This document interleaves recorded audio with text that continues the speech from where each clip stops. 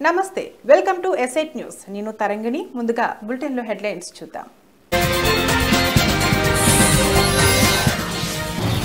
కర్నూలు జిల్లాలో ఎంపీడీఓ విజయలలిత ఆధ్వర్యంలో అంతర్జాతీయ యోగా శిక్షణ కేంద్రం 4 రోజుల నుంచి శిక్షణ ఇస్తున్న పీఈటీ రామదాస్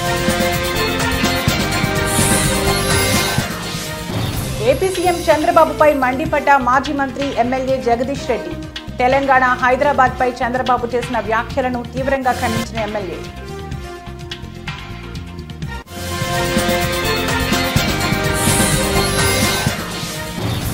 గద్దర్ ఫిల్మ్ అవార్డులను ప్రకటించిన తెలంగాణ రాష్ట్ర ప్రభుత్వం పలువురు సినీ సెలబ్రిటీలకు అత్యున్నత అవార్డులు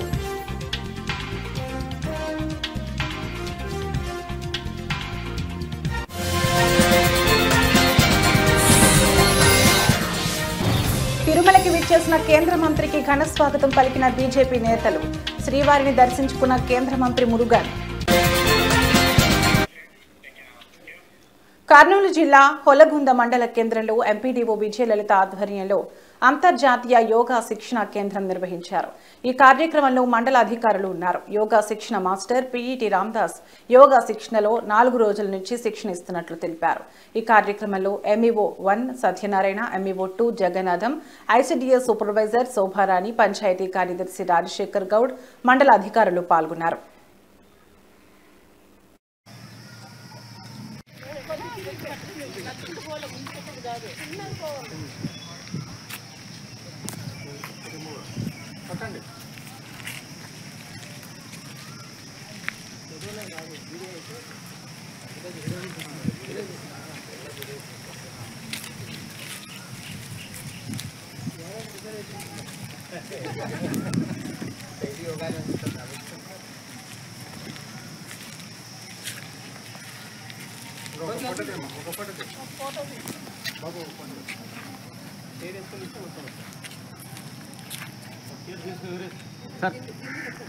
ఈరోజు ఎంబీఓ మేడం గారు, యోగా మాస్టర్లు, తర్వాత ఆయుష్ డాక్టర్ సారు, ఎంఈఓలు ఇద్దరు కలిసి మళ్ళీ యోగాంధ్ర సందర్భంగా ర్యాలీ చేయడం కూడా జరిగింది. మరి ఐసీడీఎస్ సూపర్వైజర్ మేడం కూడా హాజరు కావడం జరిగింది. ఈ కార్యక్రమానికి హెల్త్ డిపార్ట్మెంట్ వాళ్ళకు, తర్వాత సచివాలయ సిబ్బందికి, తర్వాత పంచాయతీ ఉద్యోగ శానిటేషన్ వర్కర్స్కు, సచివాలయ మాజీ మంత్రి MLA Jagadish Reddy AP CM చంద్రబాబుపై మండిపడ్డారు. నేను గొప్ప నాయకుడినని చెప్పుకోనే నువ్వు ప్రత్యేక ఆంధ్రప్రదేశ్ రాష్ట్రానికి మొదటి 5 ఏళ్లు ముఖ్యమంత్రిగా ఉన్న తలసరి ఆదాయాన్ని ఎందుకు అభివృద్ధి చేయలేకపోయావని ప్రశ్నించారు. గోబెల్స్ కూడా సిగ్గుపడేలా చంద్రబాబు అబద్ధపు మాటలున్నాయని జగదీష్ రెడ్డి చంద్రబాబుని విమర్శించారు. తెలంగాణ హైదరాబాద్ పై చంద్రబాబు చేసిన వ్యాఖ్యలను మాజీ మంత్రి ఎమ్మెల్యే జగదీష్ రెడ్డి తీవ్రంగా ఖండించారు.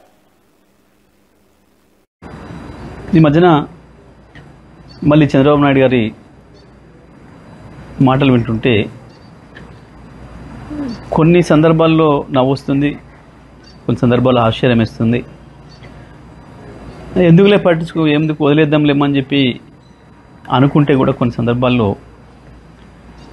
ఎందుకో తప్పకుండా మాట్లాడాల్సిన అవసరం ఉందని అనిపిస్తూ ఉంది. చంద్రబాబు నాయుడు వాస్తవానికి ఏది ఊరికనే మాట్లాడాడు, దాని వెనకాల ఏదో ఉంటుంది. తెలంగాణకు సంబంధించి, హైదరాబాద్ అభివృద్ధికి సంబంధించి చంద్రబాబు మాట్లాడే మాటలు చాలా హాస్యాస్పదంగా ఉంటాయి. కానీ దాంట్లో ఏదో మోసపూరితమైన విషయాలు కూడా ఉంటాయి. ఎందుకంటే ఆయన నిన్న మొన్న మాట్లాడింది, మహానాడులో మాట్లాడింది, అసలు అది తెలంగాణకి ఏమాత్రం సంబంధం లేని కార్యక్రమం అక్కడ. కానీ అక్కడ మళ్ళీ నిన్న మాట్లాడుతూ ఇవాళ భారతదేశంలో తెలంగాణ తలసరి ఆదాయం నెంబర్ 1 ఉంది, కానీ దానికి కారణం నేనే అని మాట్లాడడం, పదే హైదరాబాదు నేనే అభివృద్ధి చేసిన. సరే, ఇవి చెత్త మాటలు లేని కొట్టేద్దామని అనిపిస్తుంది. కానీ ఒక అబద్ధాన్ని 100 సార్లు చెప్తే నిజమని నమ్ముతారు అని ఏదైతే మనం గోబెల్స్ సిద్ధాంతం గురించి మాట్లాడుకుంటున్నామో, గోబెల్స్ కూడా దేశంలో తెలంగాణ తలసరి ఆదాయం నెంబర్ 1 ఉంది, కానీ దానికి కారణం నేనే అని మాట్లాడడం, పదే హైదరాబాదు నేనే అభివృద్ధి చేసిన. సరే, ఇవి చెత్త మాటలు లేని కొట్టేద్దామని అనిపిస్తుంది. కానీ ఒక అబద్ధాన్ని 100 సార్లు చెప్తే నిజమని నమ్ముతారు అని ఏదైతే మనం గోబెల్స్ సిద్ధాంతం గురించి వెళ్ళి మాట్లాడుకుంటున్నామో, గోబెల్స్ కూడా సిగ్గుపడే పద్ధతిలో ఉంటాయి చంద్రబాబు నాయుడు గారి పనులు, మాటలు. ఈ మధ్యన మళ్ళీ చంద్రబాబు నాయుడు గారి మాటలు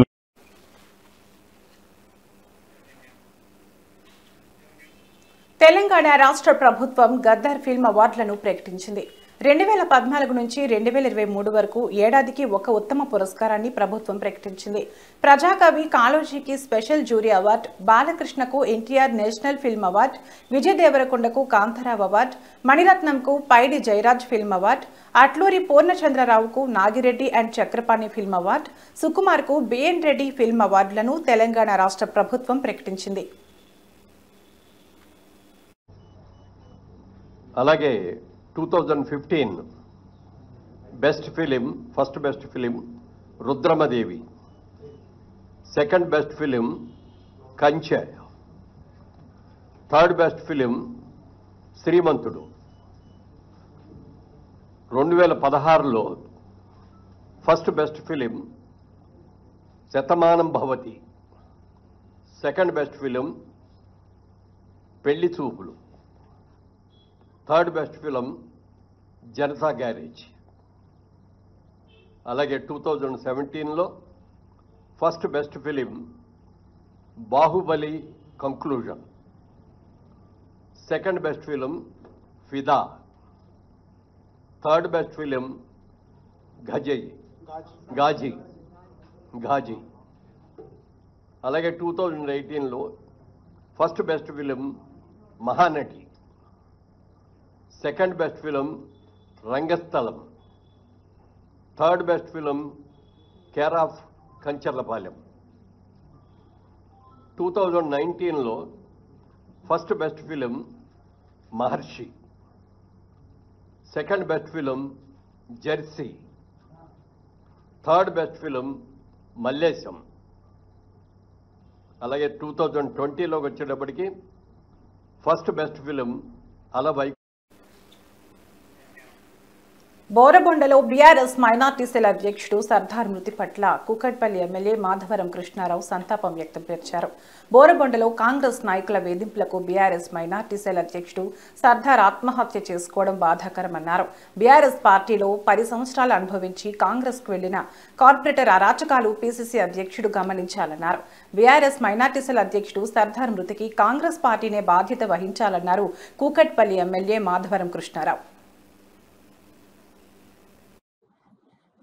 కాంగ్రెస్ సంబంధించినటువంటి వారు, విచిత్రం ఏంటంటే పాత కాంగ్రెస్ సంబంధించినటువంటి వాళ్ళు ఎవరు కూడా ఈ రకంగా చేయట్లేదు. టీఆర్ఎస్ పార్టీలో ఉండి 10 ఏళ్ళు ఎంజాయ్ చేసి మళ్ళీ పోయి కాంగ్రెస్ పార్టీలో జాయిన్ అయ్యి ఎన్నో రకాలుగా ఇబ్బంది పెడుతున్నటువంటి వాళ్ళని చూసి కాంగ్రెస్ గవర్నమెంట్ ఆలోచన చేయాలి. ముఖ్యమంత్రి గారు కానీ పిసిసి అధ్యక్షుడు కానీ దీని మీద ఆలోచన చేయాలి.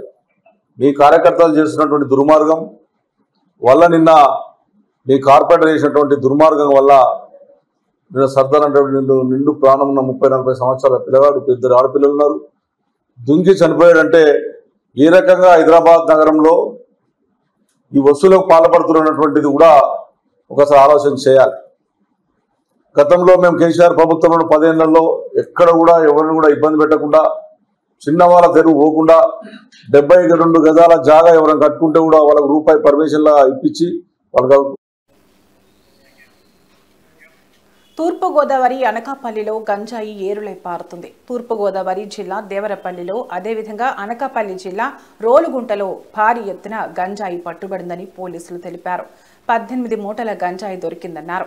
730 కిలోల 100 గ్రాముల బరువు గల గంజాయిని స్వాధీనం చేసుకున్నామని పోలీసులు చెప్పారు. ఇంత పెద్ద మొత్తంలో గంజాయి దొరకడం స్థానికంగా కలకలం రేపింది.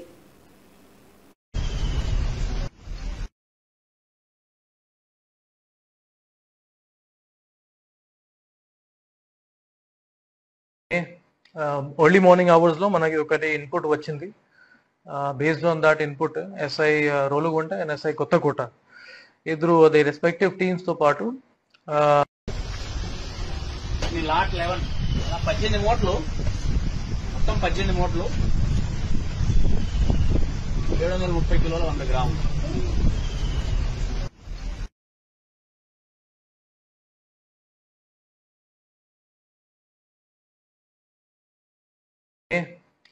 ఎర్లీ మార్నింగ్ అవర్స్ లో మనకి ఒకటి ఇన్పుట్ వచ్చింది.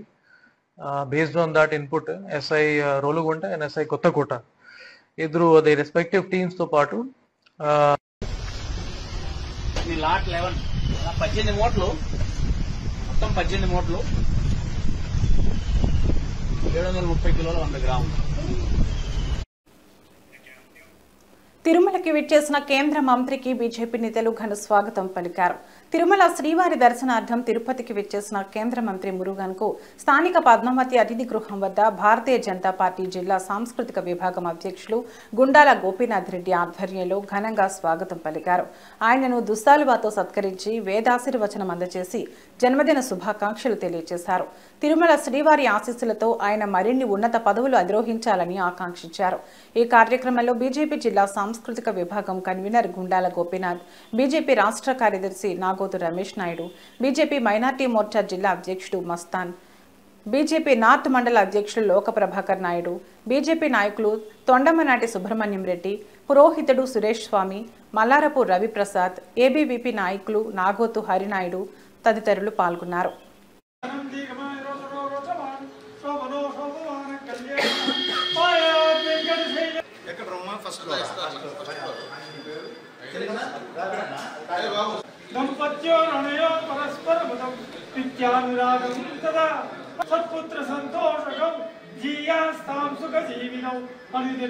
ఈరోజు కేంద్ర మంత్రి ఈరోజు తిరుపతికి ఇచ్చేశారు. ఆయనకి గ్రాండ్గా మేము బీజేపీ నాయకులు వెల్కమ్ చెప్పాము.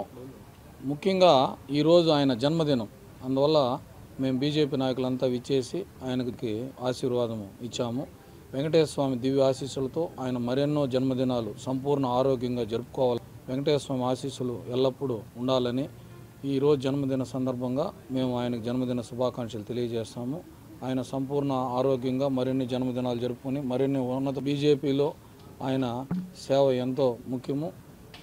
ఆయన ఆధ్వర్యంలో ఆయన నాయకత్వంలో మేమంతా పనిచేయడం మాకెంతో సంతోషంగా ఉంది. మురుగన్ ఒక పేదవాడికి సాయం చేయాలనే సదుద్దేశంతో మీడియా మిత్రులు ముందుకు వచ్చారు. ఆ పేద కుటుంబానికి సహాయం చేయమని, వీరి పరిస్థితిని ప్రభుత్వం దృష్టికి తీసుకెళ్లాలని ఇలా మీడియా ద్వారా ప్రయత్నం చేస్తున్నారు. ఇక వివరాలకు వెళితే రమణయ్య ఒక నిరుపేద, రెక్కాడితే గాని డొక్కాడని పేద జీవితం అతనిది. భార్య, 3 పిల్లలతో ఊరూరు తిరుగుతూ చిన్న చిన్న వస్తువులు అమ్ముకుంటూ జీవనం సాగిస్తున్నాడు. కడపలో టీడీపీ మహానాడు న్యూస్ కవరేజ్కి వెళ్లిన విలేకరికి ఈ పేద కుటుంబం కనిపించింది. ఈ వీడియో చూశాక అతనికి ఏదైనా సహాయం చేయాలి అనిపిస్తే అతని ఫోన్ నెంబర్ 9502264366కు డబ్బు పంపించి మీకు తోచిన సహాయం చేయండి. 3 చిన్నపిల్లలతో ఆదాయం సరిగా లేక ఇలాంటి వాళ్ళు ఎంతో మంది ఇబ్బందులు పడుతుంటారు. అలాంటి వారికి కాస్తో కూస్తో మనకు తోచినంత సాయం చేస్తే ఆ పిల్లలకి కడుపు నిండా అన్నం పెట్టిన వాళ్ళం అవుతామని కోరుతున్నారు. ఇలాంటి పేదవాడికి ప్రభుత్వం సాయం చేస్తే బాగుంటుందని ప్రభుత్వాన్ని కోరుతున్నారు. ఆటో నడుపుకుంటూ అయిపోతుంది కదా, దీనికన్నా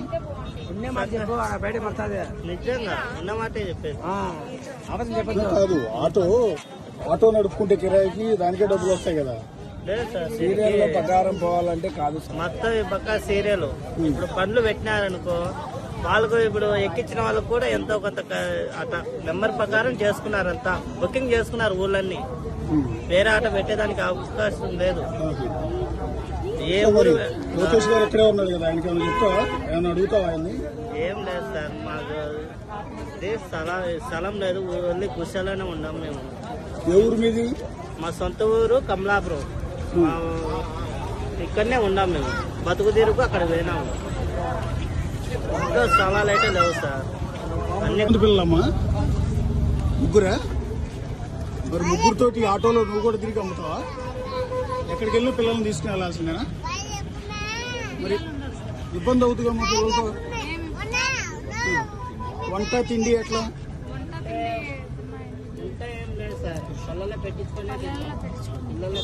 ఆటోలో వెళ్ళేటప్పుడు వండుకోరా?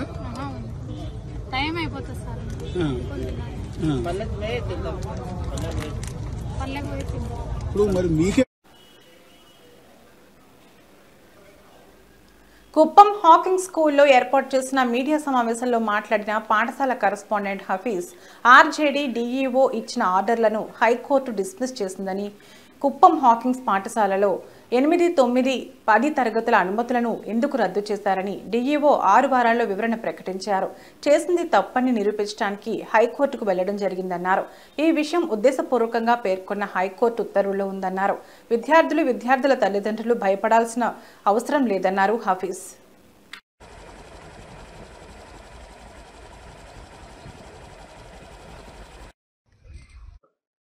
సార్ మీరు ధైర్యంగా ఉండండి సార్, ఇది ఏమి రాజకీయంగా చేసిండేది మాత్రమే, ఇది మీరు ఎక్కడ భయపడాల్సిన అవసరం లేదు, మీరు ధైర్యంగా ఉండండి అని చెప్పి మాకు వాళ్ళు ధైర్యం చెప్తుంటే, మీకు ఏదైనా సపోర్ట్ కావాలంటే ఎల్లప్పుడూ మేము మీకు సపోర్ట్గా ఉంటామని చెప్పి ప్రతి ఒక్కరూ ఫోన్ చేసి మరి స్కూల్ దగ్గరకు వచ్చి మరి ఒక 2 రోజుల ముందు జరిగిన ఆత్మీయ సమావేశంలో కూడా దాదాపు 1000 మంది వచ్చి మేమున్నాము అంటే న్యాయం మా వైపు ఉంది కాబట్టే ఇంతమంది వస్తున్నారు, అడుగుతున్నారు, సపోర్ట్ ఇస్తున్నారు.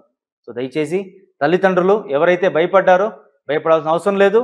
ఆర్డర్ కాపీస్ ఉన్నాయి మన దగ్గర, ఎప్పుడైనా కావాలంటే తీసుకోవచ్చు. రేపు మీకు న్యూస్లో కూడా వస్తుంది A to Z, ఏమాత్రం భయపడాల్సిన అవసరం లేదు. నాకు అర్థం కాని విషయం ఏంటంటే హైకోర్టు డిఓ మేడంకి, ఆర్జేడీ సార్కి, ఎడ్యుకేషన్ డిపార్ట్మెంట్కి 8 వీక్స్ టైం ఇచ్చారు. ఎందువలన ఇలా చేయాల్సి వచ్చింది రిప్లై ఇవ్వండి అని చెప్పేసి. మరి నేను అడిగింది కేవలం 10 రోజుల టైం మాత్రమే. నేను సెండ్ చేసిన లెటరు చేరక ముందే స్కూలు 8, 9, 10 విత్డ్రాల్ చేసుకున్నామని చెప్పి ఉత్తర్వులు జారీ చేయడము, అంత ఎమర్జెన్సీ ఏమునిందో నాకైతే అర్థం కాలేదు. సార్ మీరు ధైర్యంగా ఉండండి సార్, ఇది ఏమి రాజకీయంగా. తిరుపతి నగరంలో మురుగు కాలువల్లో ఎక్కడా చెత్త లేకుండా తొలగించాలని నగరపాలక సంస్థ కమిషనర్ ఎన్ మౌర్య అధికారులను ఆదేశించారు. శుక్రవారం ఉదయం నగరంలో ఎన్జీఓ కాలనీ, కపిలతీర్థం రోడ్, ప్రకాశం పార్క్ రోడ్, కేటీ రోడ్ తదితర ప్రాంతాల్లో అధికారులతో కలిసి పారిశుధ్య పనులను పరిశీలించారు. కొన్ని ప్రాంతాల్లో చెత్త కుప్పలు ఉండటంతో సిబ్బందిని మందలించారు. ఈ సందర్భంగా కమిషనర్ మాట్లాడుతూ నగరంలో ఉదయాన్నే ప్రధాన రహదారుల్లో ముందుగా చెత్త కుప్పలు తొలగించాలని అన్నారు. త్వరలో వర్షాలు కురిసే అవకాశం ఉందన్నారు. కాబట్టి మురుగునీటి కాలువల్లో ఎక్కడా చెత్త లేకుండా ఎప్పటికప్పుడు తొలగించాలని అధికారులను ఆదేశించారు. ఇళ్లలోని చెత్తను తమ కాలువల్లో వేయకుండా మీ ఇంటి వద్దకు వచ్చే సిబ్బందికి అందజేయాలని ప్రజలకు సూచించారు. కమిషనర్ వెంట తుడా ఈఈ రవీందర్ రెడ్డి, నగరపాలక సంస్థ DE Venkat Prasad, sanitary supervisor Chenchaiah తదితరులు పాల్గొన్నారు.